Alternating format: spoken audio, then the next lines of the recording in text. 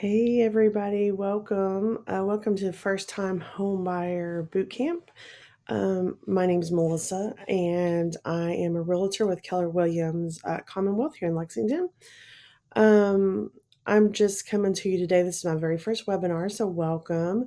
This isn't going to be perfect, but I'll do my best to give you some great information. And I definitely want your questions. We're just going to hold them to the end, and you can text me or email me. And then I'm going to offer a series on Facebook, just answering all those first time home buyer questions. So let's get started. So, what we're going to be covering today is can I even afford to buy a house? And what's the process look like? That's the biggest question. I think a lot of people get really intimidated by buying a house because they don't know what they're supposed to do or the first right step or every step after that, actually. So I'm happy to be here to help you with that and to hold your hand the entire process. We're also going to cover what should I look for, what costs are involved in buying a house, other than just obviously buying the house, what else is involved, and how do I get started? Okay, so can I really afford a house? The key factors in being pre-approved for a mortgage are obviously top number one is your credit score. The second thing that's really important is established income. Most people who own a business have to have at least 2 years of um, income that can be verified.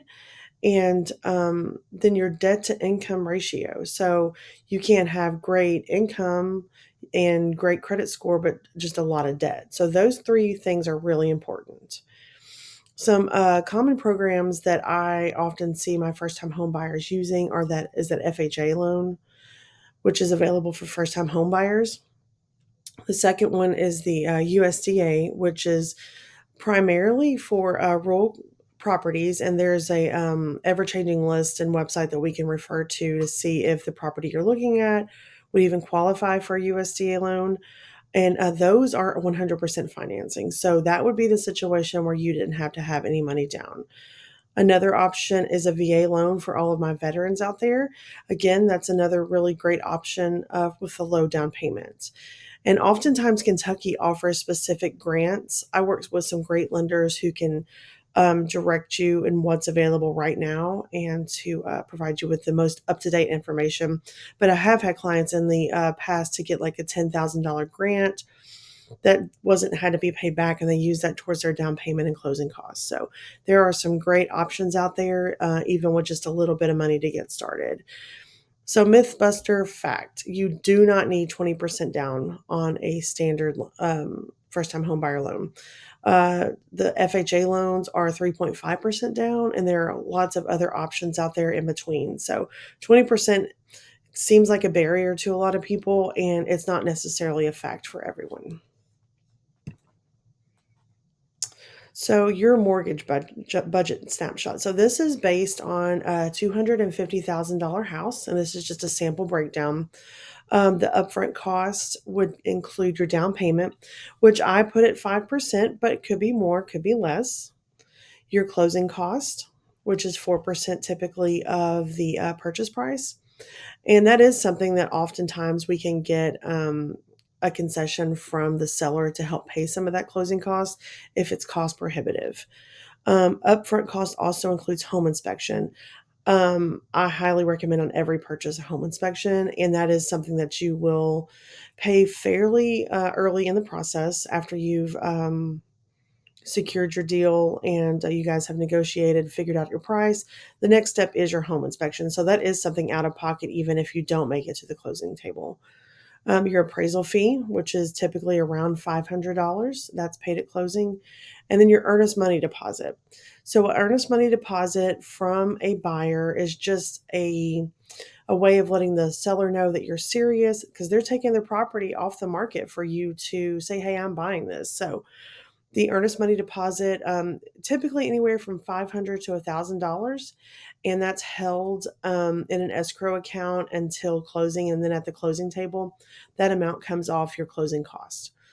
So you're no way losing that money unless you were to walk away from a deal without being released from it. So for a $250,000 house, the sample breakdown puts it at about $20,000 cash needed. So again, don't let that, throw you off like, oh my goodness, that's a big number. But there are ways to work around it, and I can help you with that. Here's one tip. Some programs may reduce your closing cost or offer down payment assistance. So that's where a really smart lender comes in, just being able to direct you with those things and help you out. So don't let the money, while it's a reality, don't let it keep you from at least exploring the option of owning a home.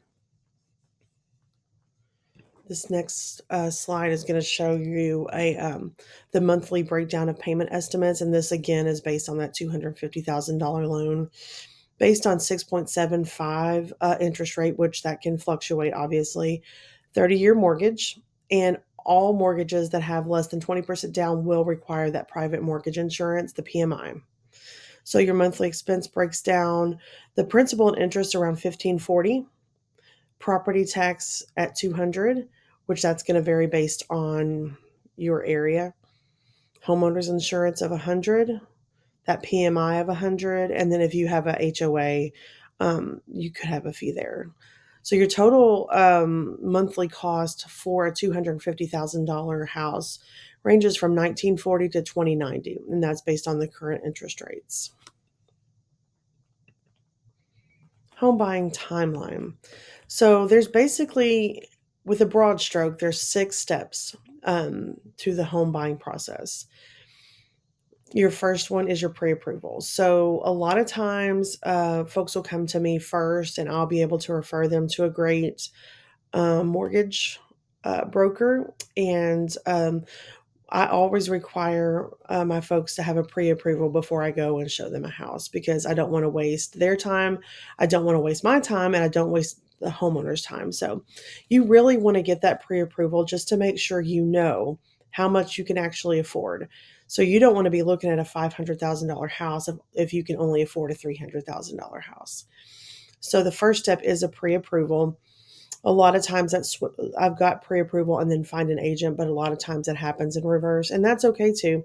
I'm more than happy to help you with that. And then once we get that pre-approval, and I kind of find out what you're looking for, which again, I'm going to be offering you all some resources. I'll email you a checklist of how to figure out exactly what kind of house you're looking for. And also, I'm going to send you a first-time home buyer's guide that will provide you a step-by-step of what it looks like as we go through the process.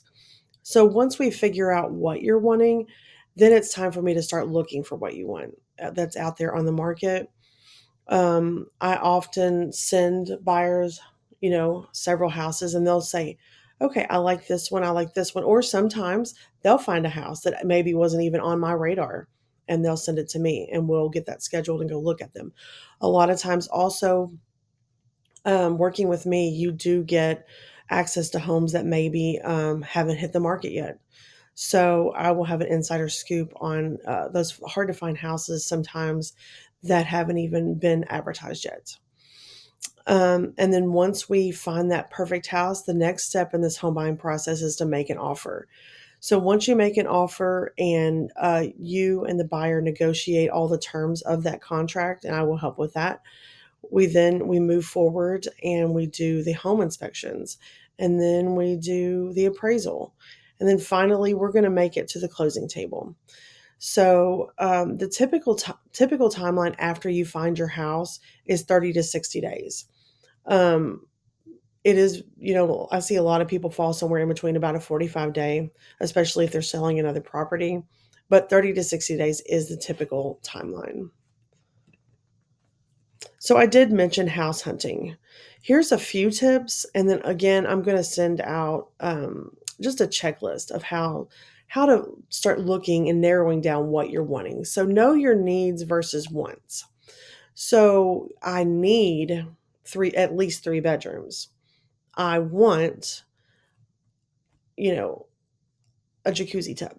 So those are things like there's going to be some the truth is, I'm never going to find you exactly what you want. There's always going to be something that we have to negotiate, that we have to kind of like, okay, I can live with this, but I can't live without that type situation. So being a little bit flexible and knowing that there's no such thing as a perfect house, but I will get it as near perfect as possible.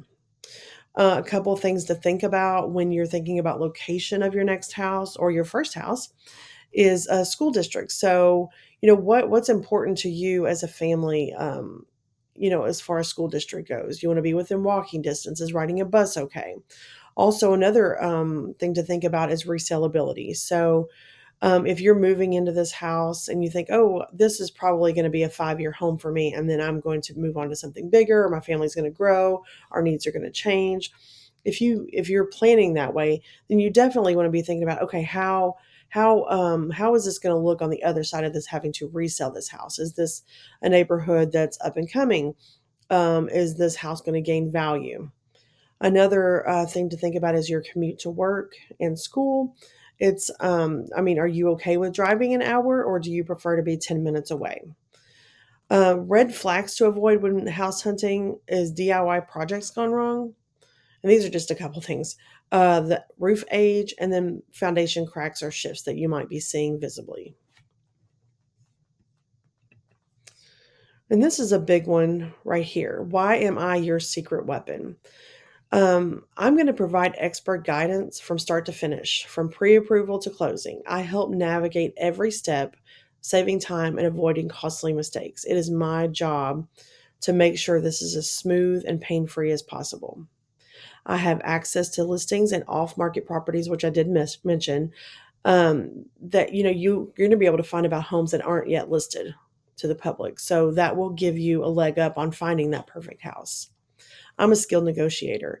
I've been doing this for 10 plus years, and I find joy in advocating for your best interest. I help to get the best price, terms, and concessions on every deal, and I will absolutely go to bat for you on every transaction. Market knowledge. So I understand neighborhood trends, property values, and red flags that sometimes you may not be even thinking about it. So a lot of times buyers will walk into a house and fall in love without seeing the big picture of, oh, this may have some bigger issues than I'm seeing. So it's my job to take the emotion out of it and see what maybe you're not seeing. All the paperwork, so offers, contingencies, disclosures, inspections, appraisals. It's a lot of legal and financial paperwork. And I am fantastic at keeping it organized and on track and to keep you from getting overwhelmed. Another thing that I do is coordination. I manage timelines and communication between lenders, inspectors, title companies, and the seller side of the transaction. And lastly, it's protection and professionalism. So, as a licensed agent, I have a legal duty to protect your interest and spot problems early. So, above and beyond everything else, it's my job to protect you in this transaction and to look out for your best interests.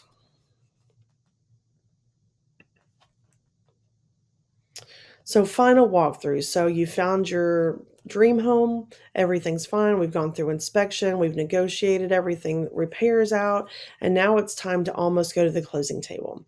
So, about 1 to 2 days before closing, I will meet you at a property. We'll do a final walkthrough. During that time, we're going to be looking at the general condition of the property. We're going to do a systems checks. We're going to turn lights on and off. We're going to make sure the air conditioner works. We're going to make sure all the appliances work as they once did. Make sure everything is in the condition that we agreed upon.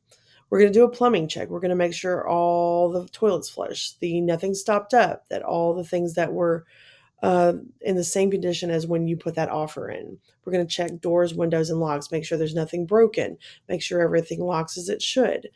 Appliances and then inclusions. So we're going to check all the appliances, make sure that stove heats up, make sure the dishwasher runs without leaking, and anything they agree to leave you or to provide you, that we're going to make sure that that's there. And then just odds and ends. So we're basically going to make sure everything that they said they were going to do has been done prior to getting to that closing table, so that all issues are resolved and don't happen on the day of closing. And then we make it to the closing day. So at closing, we're going to meet at a title company or attorney's office. And we're going to do a final review of all the documents. So there's going to be a closing disclosure. We're going to check the accuracy of everything, make sure everything on the paperwork looks right. You're going to make sure and bring a government photo ID. You're going to bring a cashier or certified check, or possibly have already wired the funds for closing costs and down payment. You're going to bring in a proof of homeowner's insurance, and then any other documents that's been requested by the lender or attorney. Main people that's going to be there besides you is the closing agent or attorney, the title company rep, me, of course, and the seller and their agent. At that time, you're going to get a big stack of documents to sign. Um, the closing attorney is going to be there to answer any questions that you have along the way. And then after all the documents are signed, the funds will be transferred from the bank and the title transfer will occur, and you get your keys. You'll be a new homeowner. So let's get you home. It has the whole point of this whole thing is just to help you to get from the thought of buying a house to actually getting through the process of it. So, um, give me a text, give me a call, email me. We'll get you set up and we'll just sit down and talk. We'll just talk about what your goals are, what your timeline looks like, what your fears are, what your worries are, and I'll help to get you from that spot through to getting your new home. I'm going to be emailing out a downloadable copy of my free first time home buyer's guide and also a checklist of what you're looking for in your new home and helping you to kind of navigate through that process. And then I would love to hear from you. Just again, text me, email me. We'll book your consultation and we'll get started whenever you're ready. But just meeting up doesn't mean you're going to buy a house right now, but it does get that conversation started so that I know how to help you get to where you want to go and to hit your goals. So it's been a pleasure talking with you guys today. If you have any questions, please let me know. Again, here's the question slide. Ask me anything. Get all of your burning real estate questions answered. You can text or email me. Don't forget to follow me on Facebook. It's Melissa Hall Realtor. I'm with Keller Williams Commonwealth. And I'm going to be having a buyer question series on there just to help answer all those questions that maybe you're not thinking of, or, maybe too a little shy to ask. So, yeah, just give me a text, call, email. I'm accessible and I'm ready to help. So it was so nice to meet you guys today. I look forward to hearing from you. Thanks.